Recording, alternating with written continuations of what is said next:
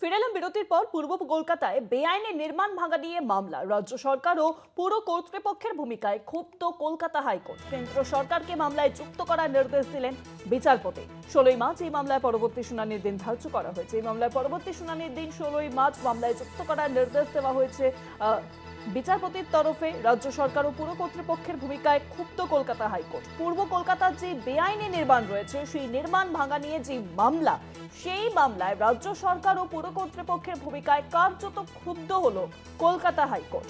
কেন্দ্রীয় সরকারকে মামলায় যুক্ত করার নির্দেশ দিলেন বিচারপতি। 16ই মার্চ এই মামলায় পরবর্তী শুনানির দিন ধার্য করা হয়েছে। পূর্ব কলকাতায় জলাভূমি বুঝিয়ে যেভাবে বেআইনি নির্মাণ গজিয়ে উঠেছিল, সেই ঘটনার প্রেক্ষিতে আমরা দেখেছিলাম যে বহু জায়গায় কিন্তু সেই নির্মাণ, বেআইনি নির্মাণ হেলে গেছে, এরকম অভিযোগ পর্যন্ত উঠেছে।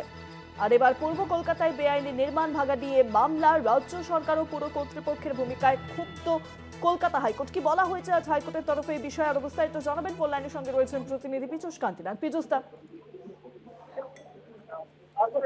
দেখো, পূর্ব কলকাতার জলাভূমিতে বেআইনি নির্মাণ ভাঙতে রাজ্য সরকার এবং পুরসভা কর্তৃপক্ষের ভূমিকায় ক্ষুব্ধ কলকাতা হাইকোর্ট। এবার কেন্দ্রীয় সরকারকে মামলায় সম্পৃক্ত করার নির্দেশ দিলেন বিচারপতি অমৃতা সিনহা।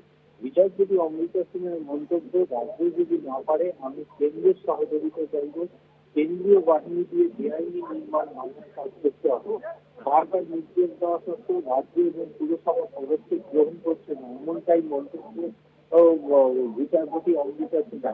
এদিন শুনানি পর্বে দক্ষিণ 24 পরগনা জেলা শাসক যে রিপোর্ট জমা দিয়েছে, পাশাপাশি পূর্ব কলকাতা জলাভূমি কর্তৃপক্ষ জানায় দাবি করেছে বেশ কয়েকটি জায়গা বেআইনি নির্মাণে বিদ্যুৎ সংযোগ বিচ্ছিন্ন করতে গেলে ব্যাপক ব্যাপক বিক্ষোভের সম্মুখীন হতে হয়, ফলে কিছুই করা যায়নি।